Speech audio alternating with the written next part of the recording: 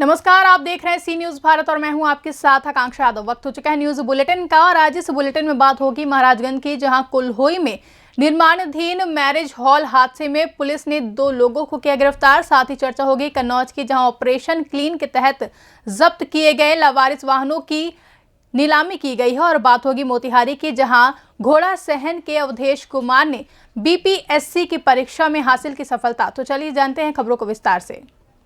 महाराजगंज जनपद के कोल्हुई थाना क्षेत्र अंतर्गत रुद्रपुर शिवनाथ गांव में कल निर्माणाधीन मैरिज हॉल की छत गिर जाने से 3 लोगों की मौत के मामले में मुख्यमंत्री योगी आदित्यनाथ के संज्ञान लेने के बाद कोल्हुई पुलिस ने 3 लोगों के खिलाफ गैर इरादतन हत्या का केस दर्ज कर 2 लोगों को गिरफ्तार कर लिया है। पुलिस अधीक्षक सोमेंद्र मीणा ने बताया कि कल निर्माणाधीन मैरिज हॉल हादसे में पुलिस ने मैरिज हाउस मालिक राम अवतार प्रजापति और ठेकेदार प्रमोद पासवान समेत 3 लोगों के विरुद्ध कोल्हुई थाने में गैर इरादतन हत्या का केस दर्ज किया है, जिससे 2 लोगों को गिरफ्तार कर लिया गया है। वहीं तीसरा अभियुक्त घायल है, जिसका इलाज चल रहा है। इस पूरी घटना में जहां 3 लोगों की मौत हो जाती है तो वहीं 5 लोग घायल हैं, जिनका इलाज चल रहा है। आइए जानते हैं इस विषय में पुलिस अधीक्षक सोमेंद्र मीणा ने क्या कुछ बताया। हादसे में 3 लोग की मौत हो जाती है, पुलिस के द्वारा किस तरह की कार्रवाई की गई है? देखिए, इसमें एक मुकदमा पंजीकृत हुआ है धारा 304 के तहत 2 अभियुक्तों को गिरफ्तार कर लिया गया है। एक अभियुक्त घायल था तो उसका हॉस्पिटल में अभी इलाज चल रहा है, उसको भी नामजद किया गया था।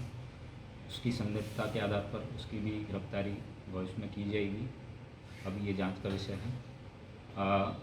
इस हादसे में कुल 8 लोग घायल हुए थे, जिसमें से 3 लोगों की मृत्यु हो चुकी है, 5 लोगों का अभी उपचार चल रहा है। इसमें प्रथम दृष्टया ठेकेदार और मैरिज हॉल के मालिक की संलिप्तता सामने आई, उस आधार पर उन दोनों की गिरफ्तारी की गई है और सुसंगत धाराओं में अभियोग पंजीकृत करते हुए इनकी गिरफ्तारी सुनिश्चित की गई। महाराजगंज से सी न्यूज संवाददाता अंगद शर्मा की रिपोर्ट।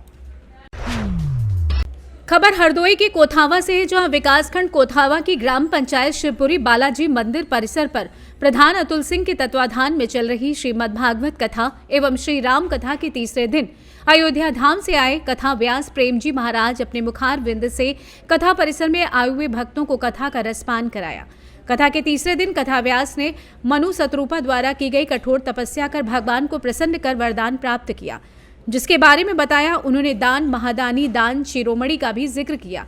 अपने जीवन को कैसे सफल बनाना है, इसके लिए ईश्वर से जुड़ना चाहिए। कथा की समाप्ति पर भगवान का बधाई गीत गाकर भक्तों को भाव विभोर कर दिया। भक्तों ने अमृतमयी कथा का रसपान कर अपने जीवन को सफल बनाया। वहीं पास में बना सुंदर यज्ञशाला में हो रहे वैदिक मंत्रोच्चारणों के साथ यज्ञशाला की भक्तों ने परिक्रमा की। इस मौके पर तमाम भक्तगण मौजूद रहे। हरदोई से सी न्यूज संवाददाता पीयूष तिवारी की रिपोर्ट। कन्नौज में थानों के ऑपरेशन क्लीन के तहत जब्त किए गए लावारिस वाहनों की नीलामी की गई। 1,80,000 की सबसे ऊंची बोली लगाई गई, जिसमें मौजूद अफसरों ने फाइनल करते हुए वाहन बोली लगाने वाले के सुपुर्द करने की कार्रवाई शुरू कर दी है। जिले के थानों को चमकाने की ऑपरेशन क्लीन मुहिम के तहत सदर कोतवाली तीसरा थाना है। इससे पहले जिले के 2 थानों में ये कार्रवाई की जा चुकी है। सदर कोतवाली में कोर्ट से 37 बाइकों की नीलामी के आदेश दिए हुए थे। आज 1,53,400 रुपए से बोली शुरू हुई थी। कई स्क्रैप व्यापारियों ने बोली लगाई। 3 बोलियों में 1,80,000 में बोली फाइनल हुई। एसडीएम न्यायिक बबीता राय, एआरटीओ इज्जा तिवारी ने बोला फाइनल। एसडीएम ने बताया कि कुछ वाहन बचे हुए हैं, उन्हें भी जल्द ही कोर्ट से प्रक्रिया पूरी करवाकर कोतवाली से हटवाया जाएगा। आइए जानते हैं इस विषय में एसडीएम न्यायिक कन्नौज बबीता राय ने क्या कुछ बताया। आज दिनांक 28 दिसंबर 2023 को कन्नौज जनपद के कोतवाली सदर के परिसर में लावारिस वाहनों की बोली लगाई गई है। इनकी नीलामी की प्रक्रिया संपन्न कराई गई और इसमें कुल 37 वाहनों के लिए 1,53,400 न्यूनतम बोली निर्धारित की गई थी। अधिकतम बोली 3 चक्रों के पश्चात 1,80,000 फाइनली डिसाइड हुई है, जिसमें सभी वाहन नीलाम किए गए हैं। शुभ नाम क्या है मैम? मेरा नाम नवनीता राय है, मैं उप जिलाधिकारी सदर न्यायिक हूँ। अग्रिम जो भी कार्रवाई इसमें होगी, कुछ वाहन रह गए हैं जिसके लिए अगली कार्रवाई की सूचना पृथक से दी जाएगी। कन्नौज से कैमरा पर्सन अमीन के साथ सी न्यूज संवाददाता सीबू सैनी की रिपोर्ट।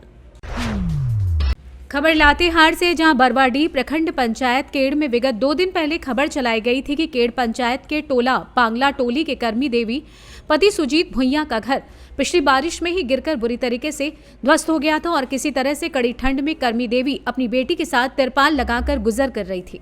कर्मी देवी ने सी न्यूज भारत के कैमरे पर अपनी समस्या को बताया था और संवाददाता द्वारा 2 दिन पहले ये विधिवत खबर चलाई गई थी। खबर चलाने के बाद बरवाडीह प्रखंड विकास पदाधिकारी राकेश सहाय ने संज्ञान लेते हुए निर्देश देते हुए केड़ पंचायत आवास मित्र सुनील यादव, पंचायत केड़ रोजगार सेवक सुरेंद्र राव द्वारा कर्मी देवी का घर निरीक्षण किया। इन अधिकारियों द्वारा जांच उपरांत उचित पाया गया। अबुआ आवास के लिए जो भी कमी थी उसे कर्मी देवी का आवास का फॉर्म पंचायत शिविर जॉब कार्ड नंबर नहीं लेने के कारण जमा हो पाया था, पूरी तरीके से कंप्लीट कर दी गई है। लातेहार से सी न्यूज संवाददाता बबलू खान की रिपोर्ट। यदि कुछ कर गुजरने का जज्बा हो तो जिंदगी में आने वाला हर मुश्किल काम आसान हो जाता है। इस कहावत को सच कर दिखाया है पूर्वी चंपारण जिले के घोड़ा सहन प्रखंड के राजवाड़ा निवासी असरफी राय के पुत्र व दिनेश प्रसाद के भाई अवधेश कुमार ने। उन्होंने कड़ा संघर्ष करते हुए बीपीएससी विद्यालय अध्यापक परीक्षा 27/2023 में कक्षा 11-12 के लिए राजनीतिक विज्ञान विषय में सफलता प्राप्त की है। जैसे ही रिजल्ट घोषित हुआ और उनके पास खबर आई, जिससे घर में खुशी का माहौल छा गया। अवधेश की प्रारंभिक शिक्षा गांव में हुई है। उन्होंने मैट्रिक की परीक्षा वर्ष 2010 में टीआरएमपी हाई स्कूल घोड़ा सहन से द्वितीय श्रेणी से, इंटर वर्ष 2012 में जेएलएनएम कॉलेज घोड़ा सहन से द्वितीय श्रेणी से, स्नातक वर्ष 2016 में जेएलएमएन कॉलेज घोड़ा सहन से द्वितीय श्रेणी में पास की। वहीं बीएड हरियाणा के जिंद से वर्ष 2019 में द्वितीय श्रेणी से तथा एमए कला राजनीतिक विज्ञान वर्ष 2021 में नालंदा ओपन विश्वविद्यालय पटना से द्वितीय श्रेणी में पास की है। उन्होंने अपनी सफलता का श्रेय माता पिता व गुरुजनों के साथ अपने बड़े भाई दिनेश प्रसाद को दिया है। अवधेश ने बताया कि वे अभी बीपीएससी विद्यालय अध्यापक 26/2023 सामाजिक विषय में कक्षा 9 व 10 में सफल होकर गृह जिले में ही सेवा दे रहे हैं। उन्होंने बताया कि इसके पूर्व भी कई प्रतियोगिता परीक्षाओं में भाग लिया, लेकिन थोड़े अंक से सफल नहीं हुए। फिर भी हिम्मत नहीं हारी और यहाँ तक के सफर में आर्थिक तंगी होने के बावजूद भी संघर्ष करते रहे, जिसके कारण आखिरकार मंजिल तक पहुंच गए। उन्होंने बताया कि मेरी सफलता में माता पिता के अलावा बड़े भाई का बड़ा योगदान है।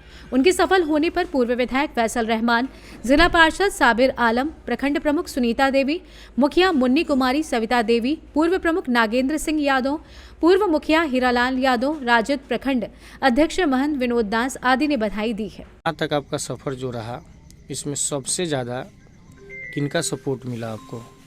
यहाँ तक सफ़र में माता पिता के अलावा सबसे ज़्यादा अगर सपोर्ट कहा जाए तो हमारे भैया का है, क्योंकि भैया के चलते ही हम यहाँ तक पहुँचे हैं।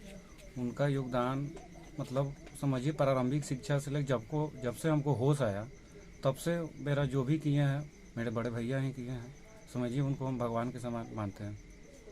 अच्छा, अभी कब तक इसका काउंसलिंग कब होगा? 30 तारीख को इनका काउंसलिंग है। उसके बाद अब पेपर में जब तक नोटिस, चाहे शिक्षा विभाग बिहार सरकार अपना नोटिस निकालेगी कि नियुक्ति पत्र कब दी, लेकिन संभवतः 15 तारीख से पहले नियुक्ति पत्र जहाँ तक कहीं खबर से ही हमको मालूम है। अच्छा, यहाँ तक पहुँचने में अनुभव थोड़ा सा बताया जाए। आने वाला जो जनरेशन है उसके लिए क्या करना चाहिए, कैसे तैयारी करें? तैयारी का कोई शॉर्टकट नहीं होता है। जो भी तैयारी होता है विस्तार पूर्वक। कोई भी कहता है कि बहुत लोग कहता है कि शॉर्टकट है, शॉर्टकट से कुछ नहीं होता है। संघर्ष और मेहनत, कहीं भी अगर बिना मेहनत का आजकल सफलता नहीं है। कोई है कि जाते हैं साल भर। बताया जाए इस मतलब ग्रामीण क्षेत्र से यहाँ तक किसी भाई को यहाँ तक पहुँचाना, आपको क्या सोचकर यहाँ तक पहुँचाया और क्या लग रहा है आपको? हमने एक ही लक्ष्य था, भाई को पढ़ाना। हमने शिक्षा देना शुरू किया और बहुत ही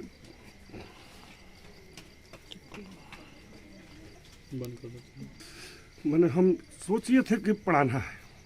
इनको पढ़ाने के लिए हमने जो करना पड़ा किया।